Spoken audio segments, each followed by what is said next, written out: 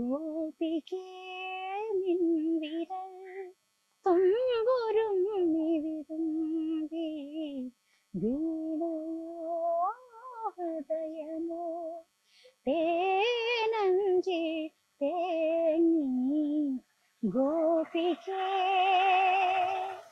ആ ആ ആ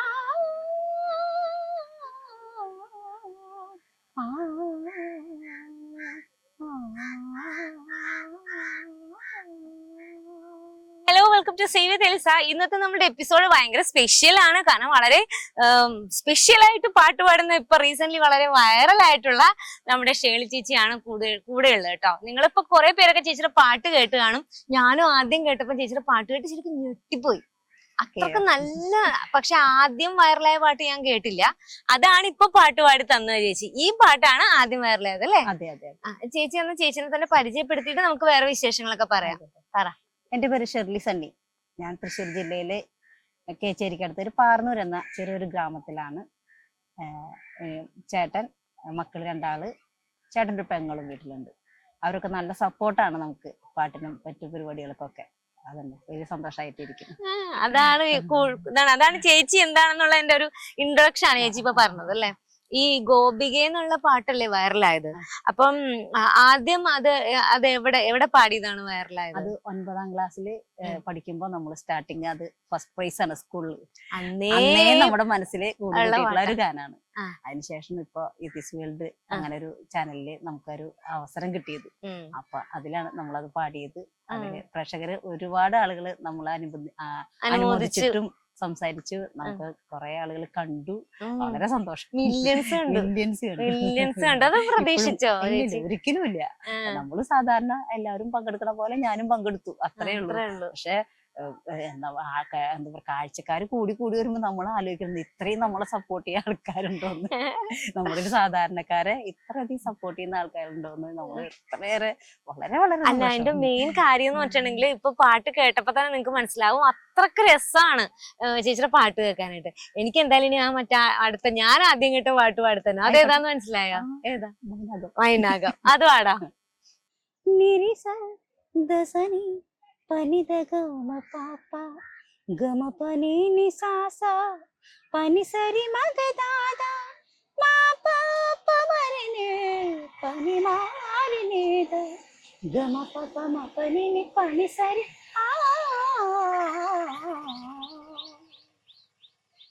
മൈനാകം കടലിൽ നിന്നുയരുന്നു ചിറകുള്ള മേഘങ്ങൾ ശിശിരങ്ങൾ തഴുകുന്നു മൈനാകം കടലിൽ നിന്നുയരുന്നു ചിറകുള്ള മേഘങ്ങൾ ശിശിരങ്ങൾ തഴുകുന്നു മഴനീർക്കണമായി താഴത്തു വീഴാൻ വിധി കാത്തു നിൽക്കും ജലതങ്ങൾ പോലെ മൗനങ്ങളാകും വാൽമീകമെന്നും വളരുന്നു പടരുന്നു തകരുന്നു ചൊടിയിടയ്ക്കകമെന്നും മൈനാകം കടലിൽ നിന്നുയരുന്നു ചിറകുള്ള മേഘങ്ങൾ ശിശിരങ്ങൾ തഴുകുന്നു ശിശിരങ്ങൾ തഴുകുന്നു ശിശിരങ്ങൾ തഴുകുന്നു. ശരിക്കും എനിക്ക് ചേച്ചിയുടെ ഇടവക്കാരോട് കുശുമ്പ് വരുന്നു. അവർക്ക് എന്നും കേൾക്കാം അല്ലെ? എന്നും പള്ളി പോയി പാടും. എന്നും ഇല്ല, ഞായറാഴ്ച വെള്ളിയാഴ്ച ദിവസങ്ങളിൽ ഓരോ ദിവസം വെച്ചിട്ടുണ്ട്.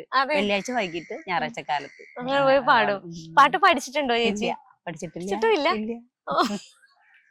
ദൈവം ഇങ്ങനെ അനുഗ്രഹിച്ചു തന്നേക്കുന്ന ഒരു കഴിവാണ് അല്ലെ? അത് പ്രാക്ടീസ് ചെയ്യാറുണ്ട്. ഡെയിലി പ്രാക്ടീസ് എന്ന് പറഞ്ഞാൽ നമ്മളെ പാട്ടും തന്നെ നമ്മള് പാട്ടുകൾ പാടി പ്രാക്ടീസ് ചെയ്യാം. അല്ലാണ്ട് വേറെ അതൊന്നും ഇല്ല. ഈ പാട്ടങ്ങ് പാടി പഠിക്കും. പഠിക്കും വെച്ച് കേൾക്കുവോ? എന്നിട്ട് അതന്നെ അത്രയും കേൾക്കും. എന്നിട്ട് പിന്നെ കേട്ട് നമ്മൾ ഒപ്പം പാടി നോക്കുമ്പോ അറിയാം അതിന്റെ പോരായ്മകള്. അപ്പൊ അതിനനുസരിച്ച് പാടി അത് നികത്തി കൊണ്ടുവരും. അങ്ങനെ പാട്ട് പഠിക്കണമെന്ന് ആഗ്രഹം തോന്നിയിട്ടുണ്ടോ എപ്പോഴെങ്കിലും? ഇല്ല, അങ്ങനൊന്നും എനിക്ക് തോന്നാറില്ല. ചെറുതിലെ 5ാം ക്ലാസ്സിൽ പഠിക്കുമ്പോ ശ്രമം ഉണ്ടായിരുന്നു. പക്ഷെ ആ സമയത്ത് ശ്വാസകോശ സംബന്ധമായ ചെറിയ അസുഖങ്ങളൊക്കെ ആയിട്ട് അത് എന്റെ ജീവിതം അതൊരു 25 വയസ്സ് വരെ ആള് സപ്പോർട്ട് ഉണ്ടായിരുന്നു എന്റെ ഒപ്പം. അപ്പൊ എനിക്ക് പാട്ട് പഠിക്കാനുള്ളത് നീങ്ങി. ശ്വാസം ഉണ്ടായിട്ട് വേണ്ട പഠിക്കാൻ. അപ്പൊ അത് വേണ്ട വെച്ചു. പക്ഷെ പാട്ടിനോട് ഭയങ്കര കമന്റ്, എപ്പോഴും പാടിക്കൊണ്ടേയിരിക്കും. പാട്ടും മനസ്സിൽ നിന്ന് എപ്പോഴും നീങ്ങില്ല. അത് എപ്പോഴും നമ്മുടെ കൂടെ ഉണ്ടാവും. എന്തൊരു ടെൻഷൻ വന്നാലും നമുക്ക് പാട്ടാണ്. അപ്പൊ ഒരു പാട്ട് പാടി അത് കഴിഞ്ഞു. അങ്ങനെയാണ്. അപ്പൊ എന്താ പറയാ, അങ്ങനെ പാട്ട് കേട്ടിട്ടാണ് നമുക്ക് ഒരു പ്രാവശ്യം കോമഡി ഉത്സവത്തിൽ അതുപോലെ കിട്ടിയത്. ഇത് പമ്പിലായിരുന്നു, പെട്രോൾ പമ്പില് 16 വർഷം പെട്രോൾ പമ്പിലായിരുന്നു. ആണോ? അപ്പൊ അവിടെ പാട്ട് ഇതുപോലെ കേട്ടിട്ട് അവര് അവിടെ നിന്ന് എന്നെ വിളിച്ച ആദ്യത്തെ പ്രാവശ്യം. പെട്രോൾ പമ്പിൽ പാടുന്ന കേട്ടിട്ട് വിളിച്ചു. അത് ഏത് പാട്ടായിരുന്നു? അത് സൂര്യകാന്തി. സൂര്യകാന്തി. അതും കേൾക്കാം.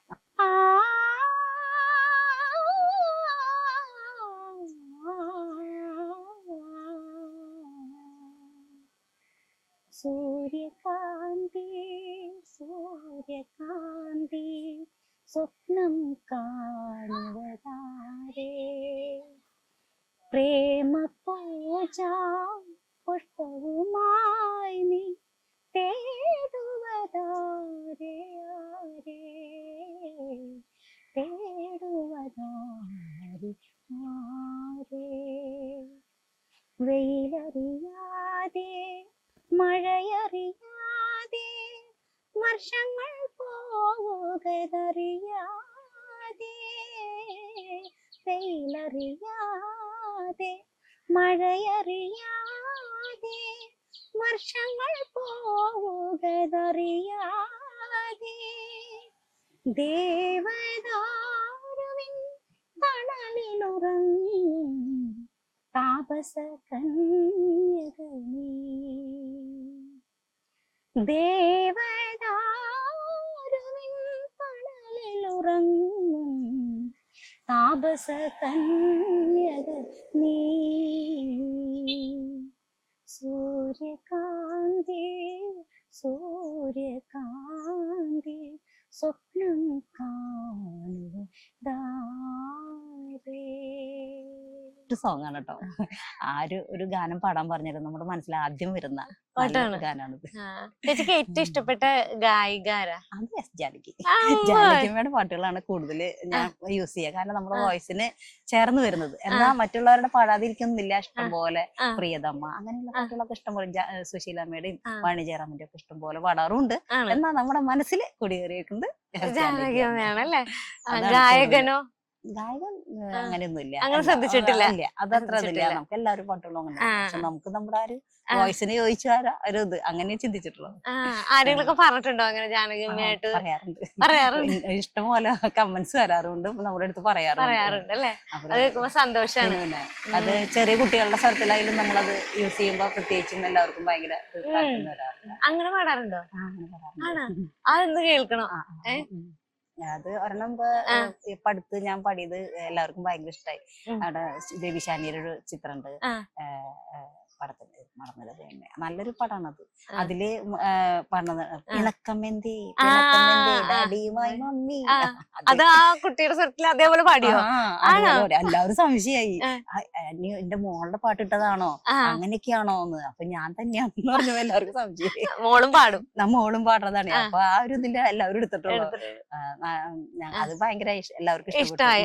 അത് കേൾക്കാം നമുക്ക്. ചേച്ചി കുട്ടിയുടെ സ്വരത്തിൽ പാടണമെന്ന് കേൾക്കാം. പിണക്കമെന്തേ പിണക്കമെന്തേ ഡാഡിയുമായി മമ്മി, പിണങ്ങിയാൽ ഇണങ്ങാൻ തോന്നുകില്ലേ പറയുക എൻ മമ്മി.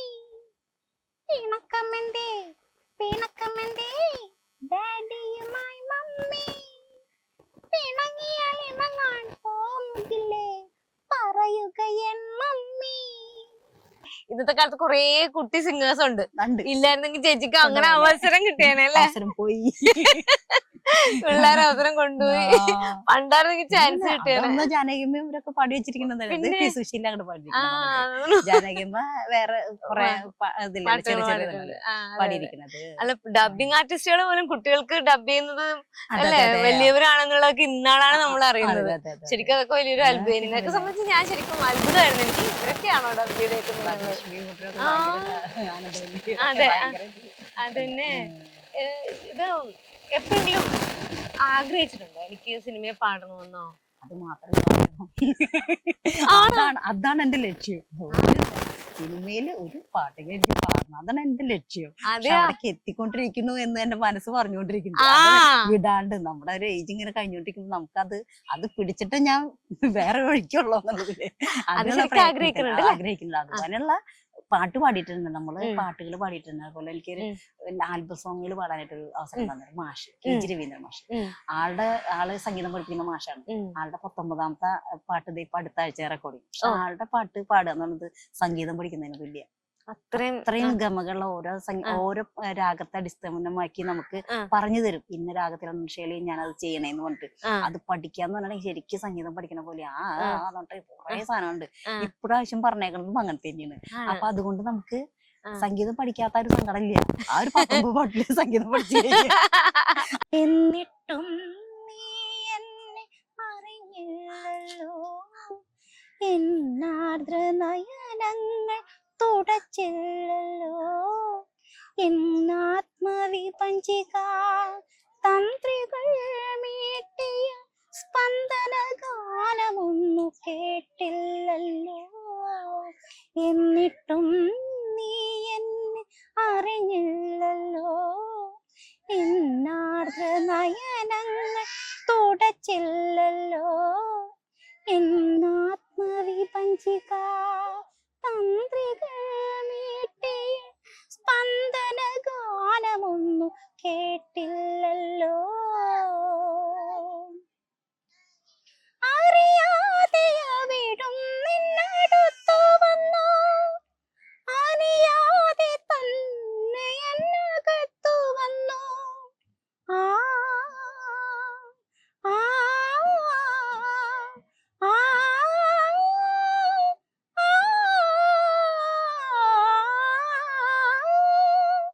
അറിയാതെ അവിടും നിന്നടുത്തു വന്നു, അറിയാതെ തന്നെ എന്നകത്തു വന്നു, ജീവന്റെ ജീവനിൽ സ്വപ്നങ്ങൾ വിരിച്ചിട്ട പൂവണി മഞ്ചത്തിൽ ഭവാനിരുന്നു, എന്നിട്ടും നീ എന്നെ അറിയില്ലല്ലോ, എന്നാർദ്ര നയനങ്ങൾ തുടച്ചില്ലല്ലോ, എന്നാത്മവിപഞ്ചിക തന്ത്രികൾ മീട്ടിയ സ്പന്ദന ഗാനമൊന്നു കേട്ടില്ലല്ലോ. വളരെ ടഫായിരുന്നു. ഒരു പ്രോഗ്രാമിന് പോകാനായിട്ട് ഞാൻ അത് ട്രൈ ചെയ്തു. അപ്പൊ കുഴപ്പമില്ല, വരുന്നുണ്ട്. അപ്പൊ ഞാൻ ജാനകിയമ്മയുടെ പാട്ട് ഞാൻ വെച്ച് നോക്കുമ്പോ സെയിം ഞാൻ പാടുള്ളൂ. അപ്പം ധൈര്യമായി. അങ്ങനെയാണ് ഞാൻ പാട്ട് ധൈര്യമായിട്ട് പാടി തുടങ്ങി. അതവിടെ കുറച്ചൊക്കെ വിജയിച്ചിട്ടുണ്ട്. നല്ല രസമായിട്ടാണ് പറഞ്ഞത്. എനിക്ക് ശരിക്കും പറഞ്ഞാൽ തോന്നുന്നതേ, ഇപ്പൊ നമ്മൾ എല്ലാരും കുറെ പേരുണ്ടല്ലേ പാട്ട് പാടുന്ന ഒരുപാട് പേരുണ്ട്. പക്ഷെ നമുക്ക് എല്ലാവരുടെയും പാട്ട് നമുക്ക് ഇങ്ങനെ ലയിച്ചിരുന്ന് കേൾക്കാൻ പറ്റൂല. നന്നായി പാടും എല്ലാരും, പക്ഷെ ലയിച്ച് നമ്മൾ കേൾക്കുമ്പോ ലയിച്ചിരുന്ന് പോണ കുറച്ച് പേരില്ലേ, അവരിൽ ഒരാളാണ് ചേച്ചി. അത്ര സൂപ്പറാണ്. ആത്മാവിലേക്ക് ഇറങ്ങിയത് പാട്ട് എന്താണോ എന്നുള്ളത് നമ്മൾ മനസ്സിലാക്കി പാടുമ്പോഴാണ് അങ്ങനെ വരുന്നത്. നന്നായിട്ടുണ്ട്. ഞാൻ ചോദിക്കട്ടെ, ഇപ്പൊ ചേച്ചിക്ക് ഒരുപാട് ചേച്ചി ഒരു വീട്ടമ്മയാണ്. വേറെ ജോലി എന്തെങ്കിലും ചെയ്യുന്നുണ്ടോ? ഇല്ല. നേരത്തെ ചെയ്തിരുന്നു. പെട്രോൾ പമ്പിൽ ഇപ്പൊ അവിടെ നിന്ന് മാറിയിട്ട് 1 വർഷമായി. ഇപ്പൊ ഈ ജോലിയും പാട്ടും ഇപ്പം പലരും പറയും എനിക്കൊന്നിനും സമയമില്ലാന്ന്. വീട്ടമ്മമാരാണെങ്കിലും പറയും, അല്ലെങ്കിൽ ജോലിക്ക് പോണവരാണെങ്കിലും എനിക്കൊന്നിനും സമയമില്ല എന്ന് പറയുന്ന ഒരു അതിന്റെ ഇടയില് ചേച്ചി അങ്ങനെയുള്ളവരോട് എന്താ ചേച്ചിക്ക് പറയാനുള്ളത്? സമയമൊക്കെ നമ്മൾ ഉണ്ടാക്കണതാ. അത് നമ്മളൊരു എന്റർടൈൻമെന്റ് ആയിട്ട് അത് നമ്മുടെ കൂടെ കൊണ്ട് നടക്കുക. അതാണ് ആളെ കൂടെ കൊണ്ട് നടക്കുമ്പോ നമുക്ക് ഇപ്പോഴും സമയം ഉണ്ടാവും. അതിനായിട്ട് നീക്കി വെക്കുമ്പോഴാണ് സമയമില്ലാത്തത്. അങ്ങനെയാണ് ഞാൻ പറയുള്ളൂ. അത് നമ്മുടെ ഒപ്പം ഉണ്ട്, അപ്പൊ പിന്നെ നമുക്ക് സമയം ഇല്ലാതിരിക്കില്ല. അങ്ങനെയാണ് ഞാൻ ഓരോ കാര്യത്തിലും സമയം കണ്ടെത്തുന്നത്. അതിന് ഇഷ്ടംപോലെ നമുക്ക് സമയം ഉണ്ടാവും. ഇപ്പൊ ഡെയിലി ഇത് പഠിക്കും, പാട്ടുകൾ പഠിക്കും അല്ലെ? ഒത്തിരി പ്രോഗ്രാംസ് വരുന്നുണ്ടോ ഇപ്പൊ? ഉണ്ട്, കരാട്ടെ ഗാനമേളകൾ വരുന്നുണ്ട്, ഇപ്പൊ ലൈവ് പ്രോഗ്രാമുകൾ വരുന്നുണ്ട്, അതിന്റെ പ്രാക്ടീസ് ഒന്നും ഉണ്ടായിരുന്നു. അങ്ങനെ ഉണ്ടാവാറുണ്ട്. ഇപ്പൊ വീട്ടിലൊക്കെ എന്താ പറയണേ? നല്ല ഇഷ്ടമാണ്. ഇപ്പൊ ചേട്ടനായാലും അവരൊക്കെ കാത്തിരിക്കാണ് ടിവിയിൽ കാണാനൊക്കെ. നാത്തൂനൊക്കെ ഭയങ്കര ഇഷ്ടമാണ്. ഇപ്പൊ അവളിപ്പോ അപ്പുറത്തെ ചേച്ചിയുടെ വീടിന്റെ അപ്പൊ അങ്ങോട്ട് പോയിരിക്കുക, അല്ലെങ്കിൽ വന്ന് സംസാരിച്ചാണ്. അത്ര ഇഷ്ടമായിട്ട് എന്താ ഇരിക്കുന്നത്. അവരൊക്കെ നല്ല സപ്പോർട്ടാണ്. എന്റെ വീട്ടിലിപ്പോ എനിക്ക് പഠിക്കാണ്ടെങ്കിൽ, പാട്ട് പഠിക്കുന്ന അവള് വീട്ടിലത്തെ കാര്യങ്ങളൊക്കെ നോക്കാനൊക്കെ അവളൊപ്പം നിൽക്കും. എനിക്ക് പാട്ട് പഠിക്കണ്ടേ, എനിക്ക് പാട്ട് പഠിക്കാൻ സപ്പോർട്ട് ചെയ്യുന്നതാണ്. അങ്ങനെയൊക്കെ നമുക്ക് ഇപ്പൊ നല്ല കാര്യങ്ങൾ വെച്ചിട്ടുണ്ടെങ്കിൽ നമുക്കൊരു നമ്മുടെ മക്കളെ വളർത്തില്ല ആ ഒരു കഴിഞ്ഞു വലുതായി. അപ്പൊ മോനും പറഞ്ഞു, പിന്നെ അമ്മ അറിയിക്കും, ഇനി ഒന്നും ആലോചിക്കാനില്ല, അമ്മ പാട്ടിന്റെ കാര്യങ്ങൾ ശ്രദ്ധിച്ചോ, ഞാൻ ഒപ്പം ഉണ്ട് പറഞ്ഞു. പ്രോഗ്രാമിനൊക്കെ ഒപ്പം വരും, എവിടേക്ക് പോയാലും അമ്മ പറഞ്ഞാൽ മതി, ഞാൻ അവിടെ ഉണ്ട് പറയും. അങ്ങനെ എപ്പോഴും ബൈക്കിലാണിപ്പോ എവിടേക്ക് പ്രോഗ്രാമുകൾക്കൊക്കെ കൊണ്ടുപോകും, വരും. അങ്ങനെയൊക്കെ. എന്നെ ചോദിക്കട്ടെ, ഇപ്പൊ കുറെ പാട്ടുകൾ നമ്മൾ കേൾക്കുമ്പോഴേ, ഇപ്പൊ ജാനകിയമ്മയുടെ പാട്ടൊക്കെ ഇഷ്ടമാണല്ലോ അല്ലെ? ഏതെങ്കിലും പാട്ട് നോക്കുമ്പോ ഈ പാട്ട് എനിക്ക് പാടാൻ പറ്റിയിരുന്നെങ്കിൽ എന്ന് ചിന്തിച്ചിട്ടുള്ള ഏതെങ്കിലും പാട്ടുണ്ടോ? അങ്ങനെ ചിന്തിച്ചിരുന്നു കുറെ കാലം. കണ്ണാടി ആദ്യമായി അതൊക്കെ നമ്മള് പാടാൻ ആഗ്രഹിച്ചിട്ട് പേടിച്ച് മാറിയിരുന്ന ഗാനങ്ങളായിരുന്നു. ഇപ്പോഴും അതിന്റെ അടുത്ത് മുട്ട എളുപ്പമല്ല. അങ്ങനെ ചില ഗാനങ്ങൾ, അതുപോലെ ഇന്ന് എനിക്ക് പൊട്ടുകുത്താൻ, അതൊക്കെ സ്വരങ്ങൾ വരണ കാരണം നമ്മള് സ്വരങ്ങൾ അങ്ങനെ ഉപയോഗിക്കുന്നില്ല. എന്നാലും ഞാൻ ട്രൈ ചെയ്ത് എത്തിക്കാറുണ്ട് കുറച്ചൊക്കെ. അങ്ങനെയൊക്കെ അങ്ങനെയുള്ള ഗാനങ്ങളൊക്കെ നമുക്ക് ഭയങ്കര താല്പര്യം. അതൊന്നും ആ ഒരു പാടാനുള്ള ഒരു ഇഷ്ടം അതിന്. അതുപോലെ നാദം നൽകും, അതുമ്മ കൈ വെക്കണം, അടുത്ത് അത് പാടി പഠിക്കണം എന്ന് അടുത്ത്. അങ്ങനെ പഠിച്ചതാണ് അറിയുന്നില്ല. ഭയങ്കര ടഫാ അത്. സ്റ്റേജ് 2 സ്റ്റേജ് ഒരു കുഴപ്പമില്ലാണ്ട് പാടി. അപ്പൊ മനസ്സിലായി അത് കുഴപ്പമില്ല. നാദങ്ങളുടെ മുകളിൽ പിടിക്കണം. അതിൽ കുറെ വായോട് കിട്ടും, ചറകിടാറുണ്ട്. അതാണ് അടുത്ത ഇഷ്ടം. അതാ ട്രൈ ചെയ്യാൻ പോണേ അല്ലെ? നടക്കട്ടെ. എന്തായാലും ചേച്ചിക്ക് പരിശ്രമിച്ചാ നമുക്ക് അല്ലേ നേടാൻ പറ്റായിട്ടൊന്നുമില്ല. അടുത്ത നമുക്ക് ഏത് പാട്ട് പാടി കൊടുക്കാം? ഇഷ്ടമുള്ളൊരെണ്ണം പറ.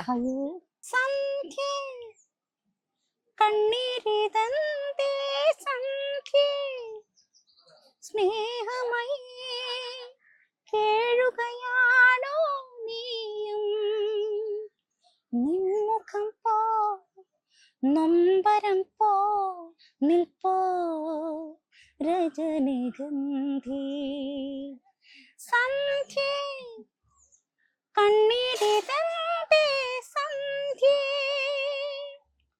മുത്തുകോർക്കും പോലെ വിഷാദ നിത്യതാരാജാലം പോലെ കത്തുമീ അനുരാഗം, ഹൃദയമേതോ പ്രണയശോക കഥകൾ വീണ്ടും പാടും, വീണ്ടും കാലമേറ്റു പാടും, സന്ധ്യേ കണ്ണീരിതന്തേ സന്ധ്യേ, സ്നേഹമായി കേഴുകയാണോ നീയും, നിൻമുഖം പോ നൊമ്പരം പോ നിൽപ്പോ രജനിഗന്ധി, സന്ധ്യേ കണ്ണീരിതന്തേ സന്ധ്യേ. ചേച്ചി ഒരുപാട് ആഗ്രഹിക്കുന്നത് സിനിമ പാടാനാണല്ലോ. അവസരങ്ങളൊക്കെ പറഞ്ഞ ആരെങ്കിലും വിളിക്കോ, അങ്ങനെ എന്തെങ്കിലും ചെയ്തോ? അപ്പൊ കുറെ പേര് ശ്രദ്ധിച്ചിട്ടുണ്ടാവും ചേച്ചി. ശ്രദ്ധിക്കുന്നുണ്ട്. ഒരു സിനിവെ എന്നൊരു ഗ്രൂപ്പില് പെട്ടിട്ടുണ്ട്. അവിടെ അവര് ടെലിഫിലിമുകളും അതുപോലെ തന്നെ എന്താ പറയാ ആൽബങ്ങളൊക്കെ ചെയ്യുന്ന ആളുകളാണ്. അപ്പൊ അവരിലൂടെ ഞാനൊരു പ്രതീക്ഷ വയ്ക്കുന്നുണ്ട്. ഏത് വഴിക്കാ നമുക്ക് അതിനുള്ള അവസരങ്ങൾ വരാന്നറിയില്ല. അവരൊക്കെ അത് സംവിധായകരും ഒക്കെയുള്ള വലിയൊരു ഗ്രൂപ്പാണ് അല്ലെ? അപ്പൊ അതുവഴി ഒരുപാട് അവസരങ്ങൾ വരട്ടെ. ചേച്ചിയുടെ ആഗ്രഹവും സിനിമയിൽ പാടാനുള്ളതും ഒക്കെ സാധ്യമാകട്ടെ. എന്തായാലും ചേച്ചി പാടുമ്പോൾ ഒരുപാട് പേർക്ക് സന്തോഷം കിട്ടുന്നുണ്ട്. ചേച്ചി പറഞ്ഞ പോലെ നമ്മുടെ ചുറ്റും നമുക്ക് കഴിവുള്ള പാടാൻ മാത്രമല്ല പല കഴിവുകളുള്ളവരുണ്ട്. പക്ഷെ നമ്മൾ എങ്ങനെ സമയം കണ്ടെത്തി നമ്മൾ അതിനെ നമ്മൾ തന്നെ നമ്മളെ തന്നെ പ്രോത്സാഹിപ്പിച്ച് മുന്നോട്ട് വരണം അല്ലെ? വരണം. അപ്പൊ അങ്ങനെ മുന്നോട്ട് വരുമ്പോ നമ്മൾക്ക് ചുറ്റും നമ്മുടെ ആഗ്രഹങ്ങൾ നേടിയെടുക്കാനായിട്ട് നമ്മളെ ദൈവം സഹായിക്കും. ഒരുപാട് സഹായിക്കും. പൂക്കുന്ന വീഥിയിൽ നിന്നെ പ്രതീക്ഷിച്ചോ നിന്നോ ഒരു കൃഷ്ണ തുളസിക്കതിരുമായി നിന്നെ ഞാൻ ഇന്നും പ്രതീക്ഷിച്ചു നിന്നു. നീതു കാണാതെ പോകയോ, നീതു ചൂടാതെ പോകയോ, നീലക്കുറിഞ്ഞികൾ പൂക്കുന്ന വീഥിയിൽ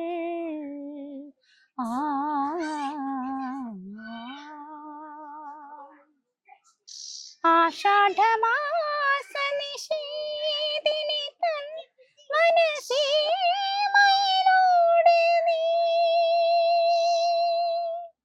ആരും കാണാതെ നീതു കാണാതെ പോകയോ, നീതു ചൂടാതെ പോകയോ, നീലക്കുറിഞ്ഞികൾ പൂക്കുന്ന വീഥിയിൽ